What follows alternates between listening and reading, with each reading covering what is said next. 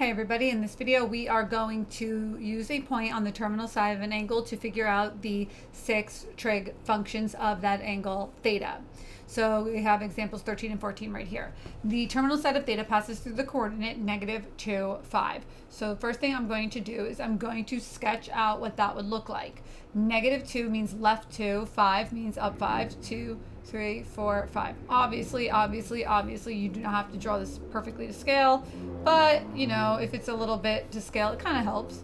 Now keep in mind, even if I don't draw it, your initial side is here, your terminal side is here. I don't know if I'm going one time counterclockwise, one time clockwise, if I'm going around loop-de-loop a bazillion times. It doesn't matter. Any angle coterminal to an angle that terminates here will have the same sine, cosine, tan, cosecant, secant, cotangent. Okay, so coterminal angles share all the same trig output values, right? So I'm going to draw this triangle, also known as our reference triangle. Beautiful, thank you. So here is your triangle. That right there is my reference angle. I'll call it theta for now, even though theta's taken theta sub r, or call it r, but theta's fine, whatever. There is my right angle. So there's my beautiful triangle. Now, do I know any lengths of the sides? Sure. My terminal side passes through the point -2, 5. That could be also -250. That could be -4, 10. It doesn't matter. The terminal side goes on forever once it's leaving the origin right there. I'm going to use the proportion -2 and 5 because they're small and helpful, and that's great. I'm going to find the hypotenuse based on these two legs by doing Pythagorean theorem. So really you have -2 in parentheses squared, which is 4. It's not -4, okay? If you want to ignore the negative for this part, ignore the negative for this part, but you always put negatives on to leftward or downward moving side lengths. The hypotenuse is always positive. Plus 5 squared equals hypotenuse squared.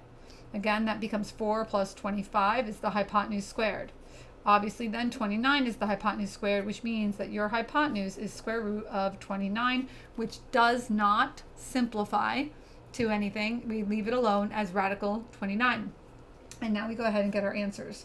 Sine of theta is opposite over hypotenuse. 5 over root 29, but I'm going to rationalize that right away. 5 root 29 over 29. But cosecant of theta then is 5 over root 29 becomes root 29 over 5. Everything's positive for sine and cosecant. Next, we have secant. And secant is adjacent over hypotenuse. -2 over root 29. I'm going to rationalize -2 root 29 over 29. Not what I meant to do. Why did I say secant? Wow. I don't know. That's cosine. Hello. Forgive me. And then after that, secant now, I'm just already like thinking ahead, you know, is going to be negative, don't lose the negative, root 29 over 2. And then lastly, tangent of theta is opposite over adjacent, -2 over 5. And that means that cotangent is going to be -5 over 2. I'm not changing the sign of the 2 and the 5. I just always keep my negative in my numerator. You'll never have something typed out where the negative is just sitting in front of the denominator. It's either in front of your entire fraction bar or it's in front of with the numerator. It's going to the top. All right, that's the end of that example. But now I'm going to go ahead in the same video and I am going to do the next one. So number 14. The terminal side of theta passes through the coordinate 2, -3. So what's different about this one is over 2 down 3. We just happen to have a terminal side this time instead of being like the last one in quadrant 2. This time I'm looking at a triangle in quadrant 4. Here is 2. Here is -3. Right angle and reference angle is there. Pythagorean theorem to get the hypotenuse. Make sure you're not mixing up which side is your variable. Sometimes you guys are given like a leg and the hypotenuse information, maybe in the next problem, actually in the next video, the first one, and you have to find a leg. So make sure you set up your Pythagorean theorem properly. So that means we have 2 squared plus, again, this time I'm going to ignore the negative, plus 3 squared. It's all good. Equals hypotenuse squared. Then that means you have, that's a square. 4 plus 9 is hypotenuse squared. 13 is hypotenuse squared. So that means your hypotenuse is square root of 13. It's a little squished, but that's square root of 13. So now, what are my answers for everything? Sine is opposite over hypotenuse. -3 over root 13 rationalized is -3 root 13 over 13. That means cosecant is negative root 13 over 3. Hopefully you're listening and not just looking at me writing because it's a bit sloppy. Cosine theta. Cosine's positive in this quadrant.